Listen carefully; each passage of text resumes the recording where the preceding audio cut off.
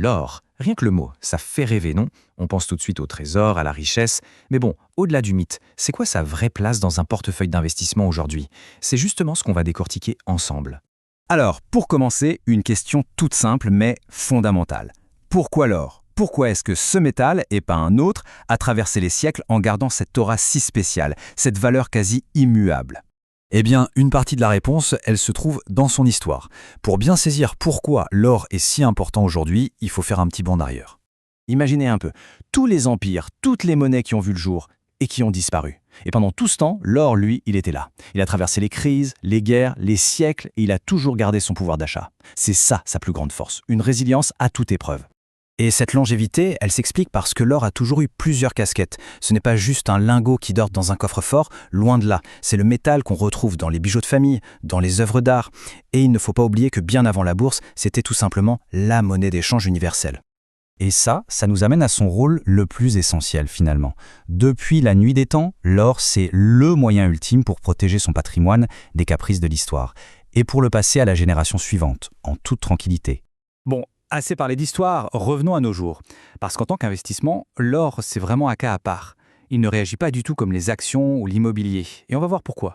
En fait, le prix de l'or ne suit pas la même musique que les marchés classiques, pas du tout. Son cours à lui, il est sensible à des choses beaucoup plus globales. Les variations du dollar, par exemple, la crainte de l'inflation, ou tout simplement la santé de l'économie mondiale. C'est vraiment ça qui le rend si particulier. Alors concrètement, pour quelqu'un qui investit, ça donne quoi? Quels sont les avantages? On peut en fait les résumer en 3 grands atouts, 3 protections majeures. Il y a une chose super importante à comprendre tout de suite. L'or, ce n'est pas un ticket de loto pour devenir riche rapidement. Non, son rôle est beaucoup plus profond que ça. C'est un peu le bouclier d'un portefeuille d'investissement. Visualisez une balance. Sur un plateau, on met les actifs, disons, plus nerveurs, comme les actions ou les cryptos. Ça peut monter très haut, très vite, mais ça peut aussi chuter de manière vertigineuse. Et sur l'autre plateau, on met l'or. Lui, son boulot, c'est d'apporter de l'équilibre, de la stabilité, surtout quand tout le reste commence à tanguer. Premier atout, et c'est un gros morceau, la protection contre l'inflation. C'est simple, quand les prix augmentent, l'argent qu'on a à la banque, eh bien il perd de sa valeur. On peut acheter moins de choses avec. L'or, lui, a cette tendance à conserver son pouvoir d'achat sur le long terme. C'est comme une assurance contre cette érosion. Deuxième point super important, la diversification. C'est le fameux principe de ne pas mettre tous ses œufs dans le même panier. En ajoutant de l'or dans un portefeuille, on répartit le risque.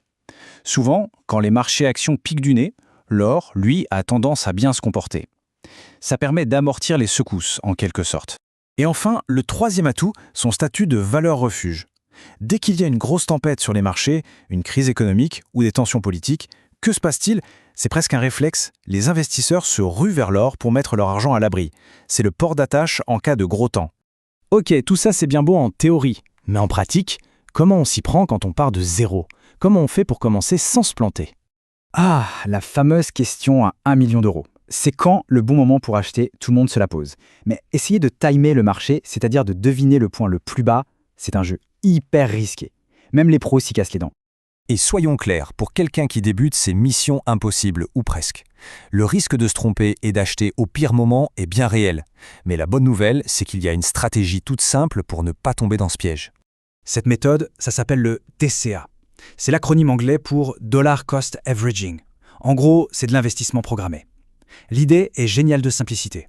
D'abord, on choisit une somme fixe, ce qu'on peut se permettre, disons 50 ou 100 euros. Ensuite, on investit cette même somme à un rythme régulier, par exemple tous les mois, le 5 du mois.